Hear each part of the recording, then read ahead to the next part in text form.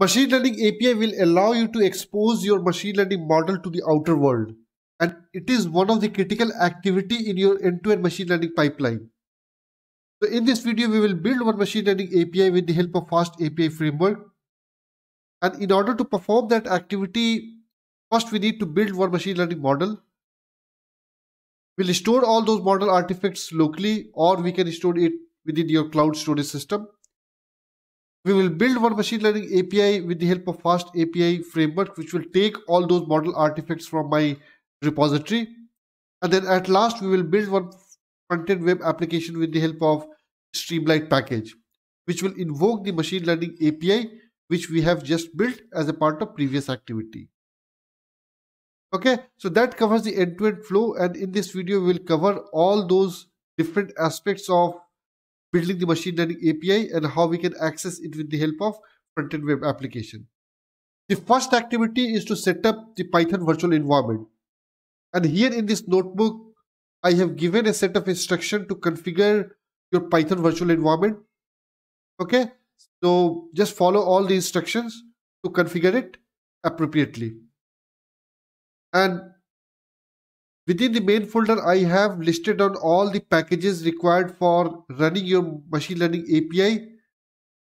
I have added all those requirements in this file. Okay, and at the time of Python environment building process, you need to install all those required packages with the help of this statement. Okay, so once you'll be able to perform this step successfully, your Python virtual environment is ready to progress further. Okay, so now let's start. So the first step is to import all the required packages for building my machine learning model. I'm just simply running it. And as a part of that activity, I have imported scikit-learn, LightGBM, and categorical encoder package.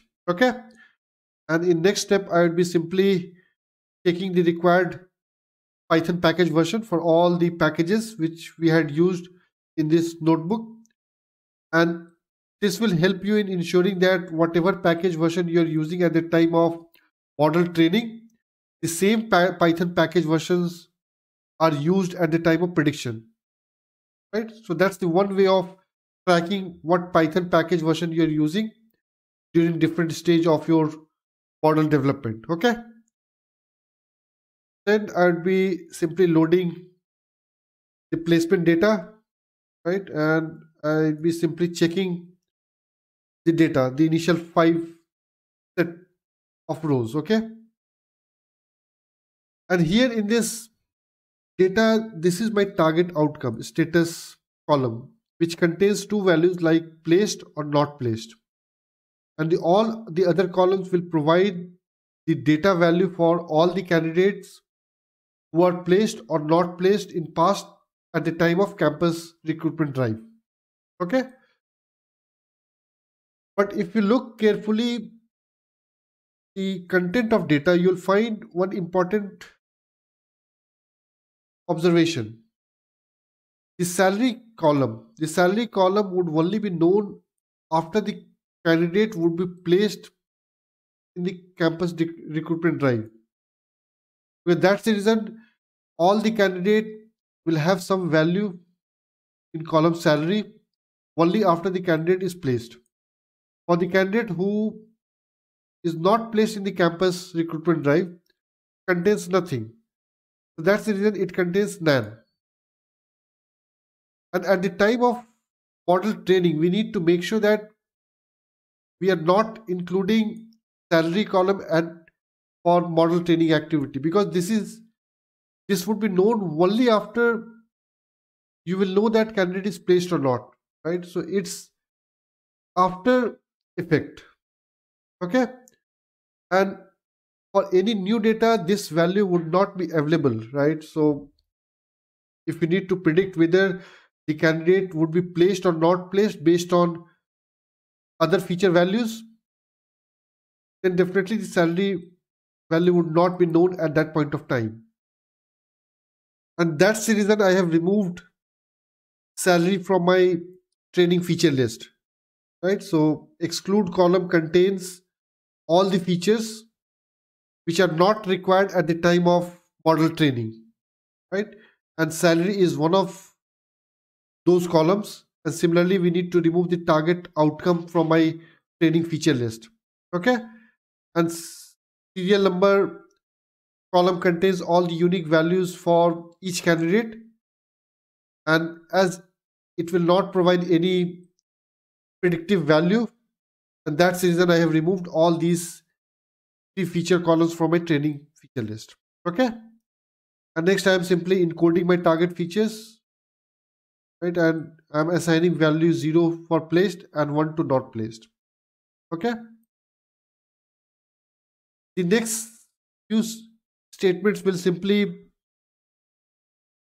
calculate all the categorical and numerical column list, and using those feature column list I'd be creating final feature list which I'd be using at the time of model training, right? So feature list is a combination of all numerical features and categorical features, and using this feature list I will be creating the final data. So once we have data available, in next step we will simply take that data, we'll split it between training and validation data, and that's what I'm doing it here. Okay. And at last we will be taking all categorical columns and will perform a label encoding based on training data, and will transform training and validation data to encode all the categorical features with the help of label encoder. Okay, so that's the last step we would be performing. So we'll simply run this cell, and after the completion of this cell, my training data is ready for model training. So we have next few set of statements which will perform a training activity against training data, and will take the trained model, will evaluate it against the validation data, and that's what I am doing it here, right? So we are simply taking light GBM classifier, we're taking all the model parameters as default, and we are simply providing a value, constant value to random state, so that my training pipeline is reproducible, right? So that's the purpose of defining random state as 10. Performing fit operation will perform a training activity, and then we'll take the trained model and we'll calculate the AUC score. Okay, so we'll simply run it. Okay, so you can see that the validation AUC score is 0.9135. This is pretty good. And next we can simply check all the other evaluation metrics, and depending upon your business use case you can track different evaluation metrics, and if you need to optimize any of those values, you can optimize it, right? But for now I am just leaving it as it is.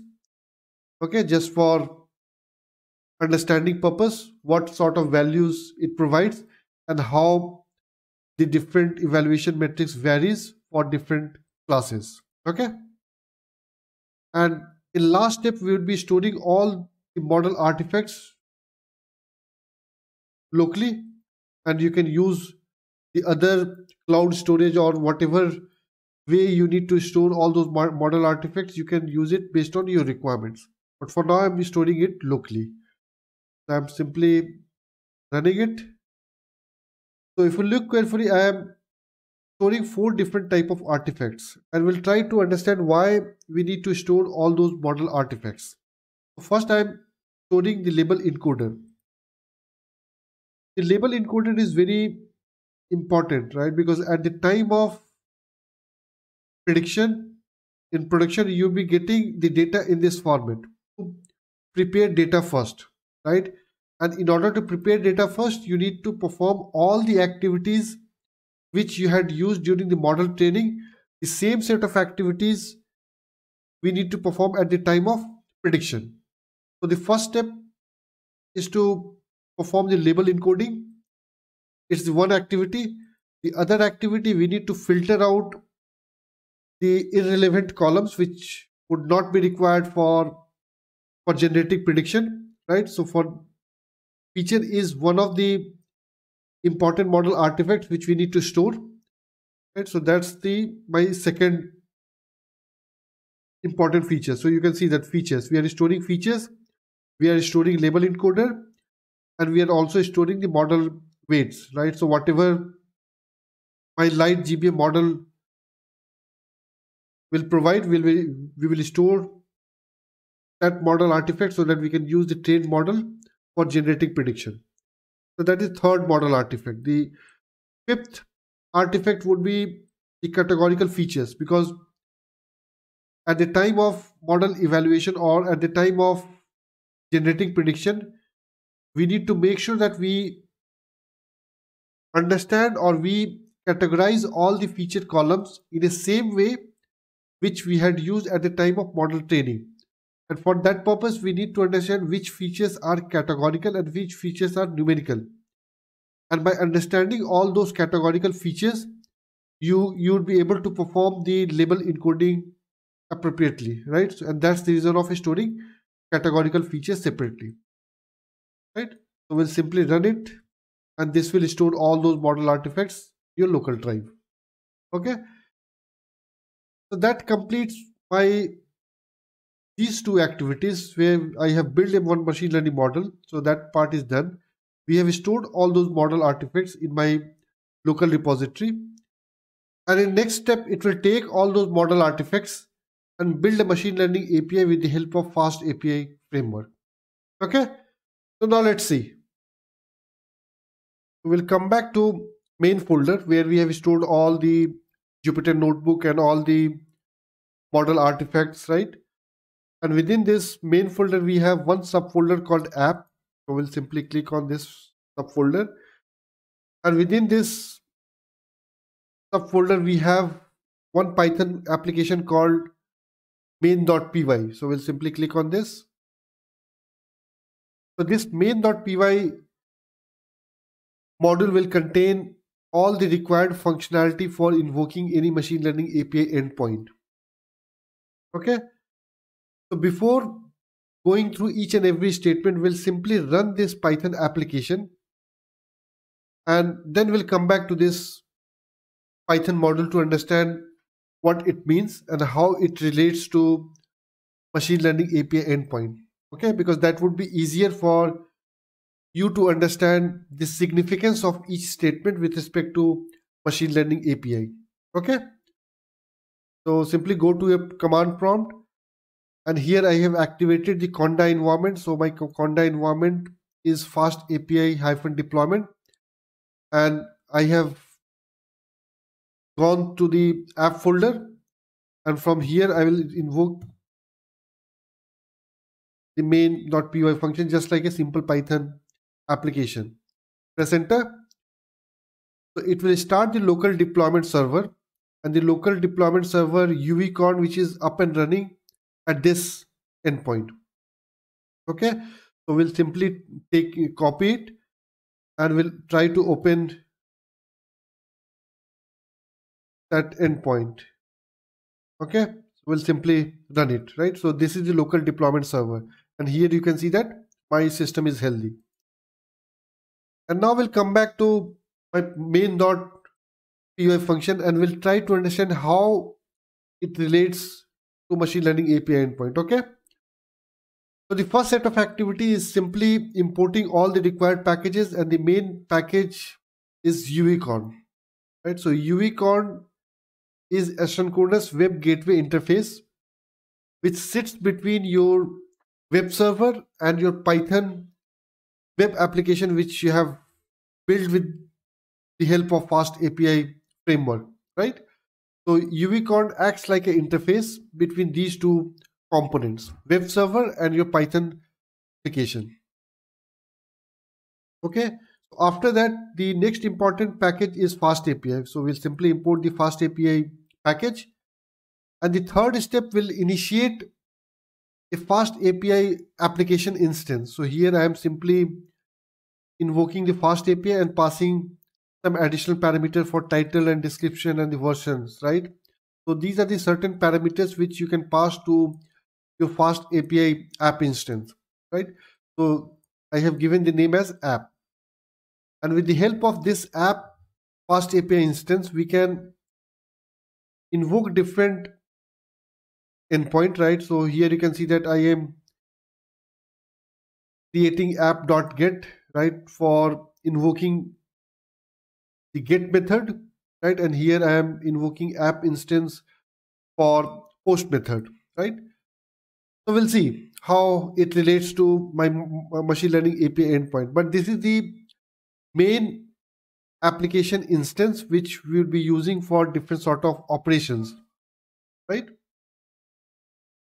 After that, we'll simply load all the model artifacts in memory, and wherever you have stored all those model artifacts, so we'll simply load it with the help of joblib, right? Because we have stored all those model artifacts with the help of joblib, right? So here you can see that we have stored all the model artifact with the help of joblib.dump within local folder, and here I am simply using joblib.load to load all those model artifacts, right? So this is exactly similar to what we have seen here. Here we are storing it, and here we are pulling those information back into machine learning API, right? So as soon as we will run this python.main.py, it will load all those model artifacts in memory, and whenever any client will hit your machine learning API endpoint, it will take those model artifacts from memory, will perform a prediction, and will return it back to client, right? So that's the benefit of adding all these operations before writing any functionality for any machine learning endpoint, right? So these would be installed or stored at the time of invocation of this Python application. Okay. And the next activity is to define a structure for performing any JSON validation, right? Because we would be getting any HTTP request from client in JSON format, and Fast API provide out of the box functionality to perform JSON validations against the structure which you have defined within your Python application. So it's a very easy to define the layout with the help of class keyword, right? So class data, right? And I am defining all the columns which we are expecting as a part of model prediction, right? So at the time of prediction, we would be getting new data in this format, and I have taken all these information from my training data. So if you look training data, it contains all these columns, but I have not considered the status column because this is a target column and we need to predict this value. And also I am not considering salary because this is the after effect of the status, right? So once we'll have information about placed and not placed, then only we know about the salary value, right? So I am not considering this as a part of input data from my client, right? And that's what I have defined it here. I have defined all the feature column along with its data type, and whenever client will send data in different format, it will throw an exceptions, right? And those exceptions would be returned back to client, so that client will understand what is wrong with my input data, so that they can modify the input content and send it back to machine learning API for making prediction, right? So that's the benefit of using this structure. Okay. And next I have defined API endpoint for performing different sort of operations, right? So here API endpoint I have defined simply for checking the system health, right? So if you will not provide any endpoint, it will simply return a message called system is healthy. So like in this way, right? So here I have defined simply the deployment server name, and I have simply given the /. So it will give me system is healthy, right? So that's the way, because here we are simply asking for the information, right? And here we can also provide the /home. So instead of /, if we'll give home, it will give same information, right? So you can see these two endpoint will provide same set of information, and these what information the customer can see. Customer can see this message. system is healthy. So this is just for dummy check to ensure that my model endpoint is working correctly, right? And now we can define the actual endpoint required for making prediction.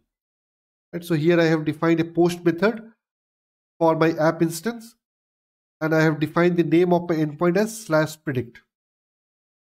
Okay, and /predict endpoint will execute this function, and this function will execute these set of operations. Okay, so here if you look carefully that it has data colon data, and this data is nothing but it's a structure which we have defined here, right? So whenever the client will send any input data and will invoke this predict endpoint, it will execute this function, and here it will receive the data in the form of JSON, and the JSON layout would be validated against this structure. Okay, because that's what it's doing it here, because it's out of box functionality provided by Fast API.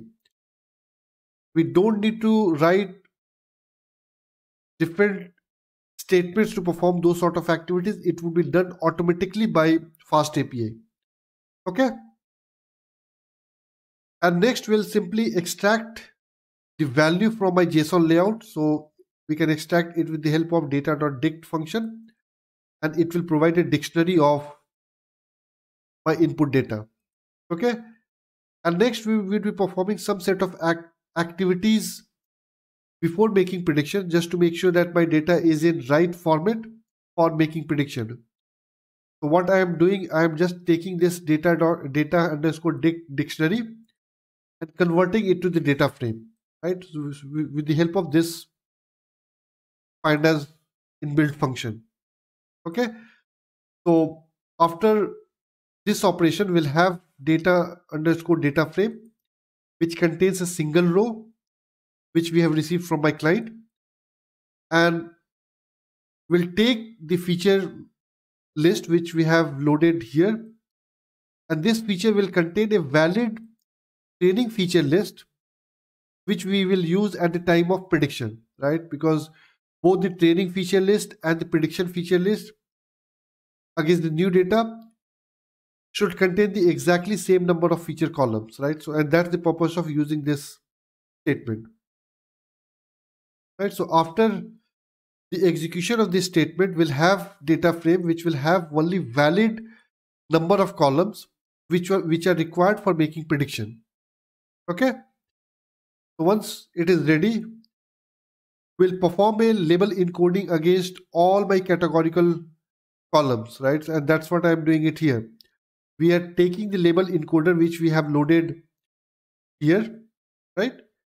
That's what I'm doing it here, and transforming, and then we are passing all the categorical feature values, right? So categorical feature value which we have loaded here. So after the execution of this statement, all the categorical feature value will be label encoded, and now my data is ready for making prediction. In this step, it will take the transform data, it will take the classifier which we have loaded here, CLF, which is the light GBM model classifier, and will simply make a predict call to my transform data, and that's what I am doing it here. So once we'll perform this activity, it will have outcome as 0 or 1, right? Because this is a binary classification problem, right? And that's what I'm doing it in the next step. We are simply taking the prediction and we are mapping it to placed or not placed value, right? So if my label is 0, we are mapping it to placed, and if it's not 0, that means 1, then we are mapping it against the not placed. And this mapping is similar to what we have done during the training phase. So here if you look the training pipeline, we are mapping the place to 0 and not place to 1, and that's what exactly we are doing it here, right? And once we'll have this prediction label populated, we'll simply map it against this dictionary, right? And we'll return it back to client. So that's all about the predict endpoint, which we would be using for getting prediction against new data. Okay. And for invoking this application, we need to use uvicorn.run, and as a parameter we need to pass the Python function. So the name of my Python function is main.py, and that's what exactly we are doing it here. We are giving the name of my Python application, and within Python application we need to provide the app instance, and here we have defined the app instance as app. So that is my fast API app instance. So we are telling uvicorn to run the Python application, this main.py Python application, and within the main.py Python application, invoke or run the fast API instance, which we have defined it here, right? That's what we have done it here, and we are configuring this host as this. So this is my deployment server host, and it would be listening at this port, 8000 port, because that's what we have seen here, right? So it's listening at 8000 port, right? And next we are providing a parameter called reload equal to true, which means that, because here if you look, my deployment server is running, right, and it's getting different requests for get, right? So here you can see that my deployment server has received a request for get, right, for this home endpoint or for / endpoint, right, which we had defined here, right? So we can clearly see that my deployment server has received multiple get requests, but it's up and running. But say for example, if I need to modify something within my main.py program, right, in order to activate those changes directly within my deployment server, we need to either stop and start it again, or my changes would be reloaded automatically, right? And that's the role of reload equal to true, right? So for any changes would be reloaded automatically within my deployment server without stopping and starting it again, right? So because that's the benefit of using this parameter, right? So that's it from machine learning API endpoint perspective. And now we'll activate or we'll run this endpoint to see what comes out of that operation. And Fast API automatically provide a Swagger API. Swagger API will help you in simulating the model endpoint, right, for generating those sort of requests, right? So here you can clearly see that it has get, which we have defined here.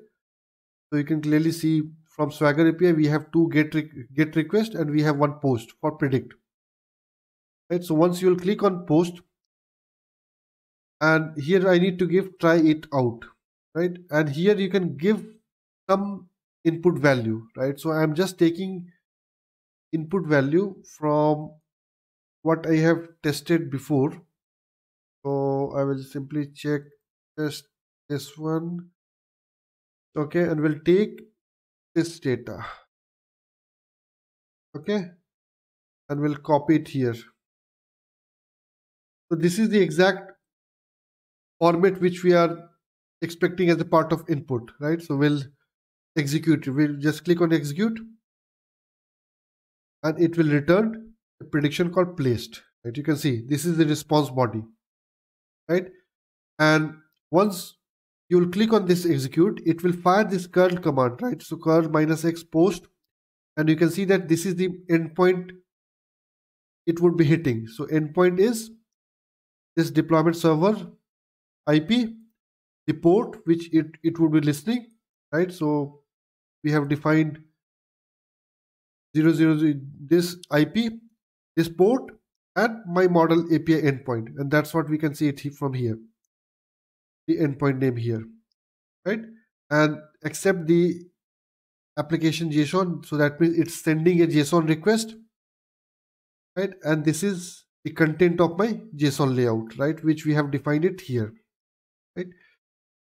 And say, for example, if I define something incorrectly, so take an example, if I define like str, and then see, because it's defined as float, right? And I'm giving it a string, execute it. Now see what happens. So it's saying value, exception value in line 7, column 12, right? So it's giving some sort of error, right? And I have not provided the value correctly. And that's the way it would represent exceptions, right? That's the one way of invoking your machine learning API endpoint. The other way of invoking machine learning endpoint is from your Python application, right? So here I am using Python package called request, and I'm using this data, and I'm using request.post for invoking the machine learning API endpoint.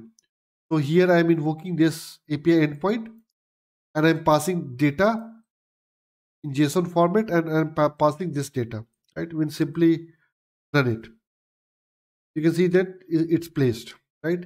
And whatever we are invoking it here, everything would be visible here, right? So you can see that we have received a HTTP request for post, and the response returned by my machine learning API is 200. Okay, and here at last we are simply predicting the response which my API has returned. So my API has returned this prediction and prediction label, and that's what we can see it here. Prediction equal to placed, right? We'll take another data, and this time it's a not placed, right? So these two different scenarios which we have used for invoking predict API endpoint, and for one we are getting placed, and for another we are getting not placed, right? So that's the way of invoking machine learning API, and that's the way we can perform local model API testing. So now we are done with the third activity, which is around building and running machine learning API with the help of Fast API framework. Now we'll go to next activity, which is around building and running a front-end web application, which is a very simple web application for receiving different input data from client. Front-end web app will package those information in a JSON format, will send it back to machine learning API. Machine learning API will receive those JSON data, will perform a validation, and if the data is correct, it will perform a prediction against those new data, will send a response back to front-end web app. My front-end web application will receive those responses and will show it to customer, right? So that's the next set of activity which we would be focusing on. Okay, now let's start. Now we'll go back to the main folder, and here I have created separate subfolder for front-end web application. So just click on this, and you can see that within that folder I have written one small Python program which contains all the required logic for invoking your front-end web application. So we'll just simply click on this. Okay, and before going through each and every statement written in this program, first we'll simply try to run the front-end web application, and then we'll come back to this program to understand how each and every line contributes towards building the front-end web application. Okay, so let's start. So for that, I will be opening another terminal, and first I will activate the Conda environment. So it's Fast API deployment. Okay, we'll go to front-end folder, and here I will be invoking the front-end web application, and for that I need to run this command: stream light run this one. Okay, so this will run the front-end web application, and this will look something like this. Okay, so here you can clearly see that it has different text fields where user can provide its input, and we have some drop down from where user can select the required options. Okay, and finally at the bottom we have one button saying predict. So whenever you will click on this predict, it will invoke the ML API, and the ML API will return the response back, which would be visible at the bottom. Right, so that's the overall structure of this front-end web application. Now we'll come back to web app which we have written, and we'll try to map each statement with this front-end web application. Right, so first we need to import Streamlit package. So that's what I have done it here, and I have also imported request package for sending HTTP request. Okay, so these are the standard package, and this is the actual logic where I have written all the required functionality for this front-end web application. Okay, so we'll see. So the first statement talks about the title. So the title for this front-end web app is this campus placement classifier, and that's what I have written it here. I mean, that's a very handy way of putting out any title within your front-end web application. Okay, so that is pretty much straightforward. And next, I am defining some text input for receiving different input we are expecting from client, right? So that's the second statement. And here I am using text input from Streamlit package, and I'm giving the title of that text input box as serial number. So that's what you can see it here. So that's the title, and here user can provide any value. So in this way, right? So user can provide this value, but whenever the user will provide some value, it needs to be captured somewhere, and that's the purpose of defining this field separately. Whatever the user will input in this text box, it would be captured against this variable. So in similar way, I have defined different text input which will have different titles. So here you can see that we have SSC 10th percentage, higher secondary 12th percentage, degree percentage, right? And all have it defined as text input. Okay, and all the value provided by the user would be assigned to appropriate variable, and we will use this variable for populating the JSON layout, right? Because by ML API which we had built initially expect data in JSON format, right? And the JSON format should be in this order, right? Because once ML API will receive that JSON layout, it will validate against this structure. Okay, and that's what we are doing it here. We are just simply capturing all the value from user. We are storing it in variable, and with the help of that variable, we are simply populating the JSON layout. Okay. So if you notice that till this point of time, till this statement, everything is based on text input. Okay, so all the logic would be exactly similar, but from this point onwards, we have used another feature from Streamlit, which is select box, and it's a feature for providing the radio button, drop down option to the user. So here you can see the gender, and if you click on this drop down, you'll find that two values, male and female, and that's what we have defined it here. I'm giving the name of that drop down as gender, and the possible value for gender could be male and female. So whatever option you will have for any field, you just need to define it with the help of list. So this is Python list simply, and it would appear here. Right? So gender, we have value male and female, and if you look carefully, that all the other fields have similar property, right? So like SSC board of examination, so it could be central or others, right? So the logic would be exactly similar, till specialization, and you can see it from here. So we have different options. Okay, X, yes or no. So in this way, we have created a simple, very simple app with the help of only 10 to 12 statements.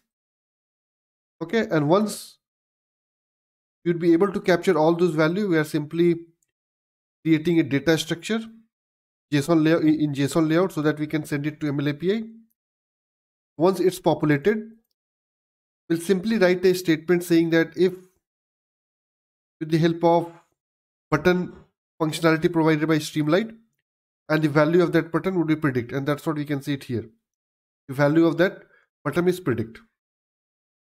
So if Streamlit button.predict, whenever user will click on this button, it will invoke this part of the functionality, and what it will do, it will send a post request to my ML API, and ML API is running at this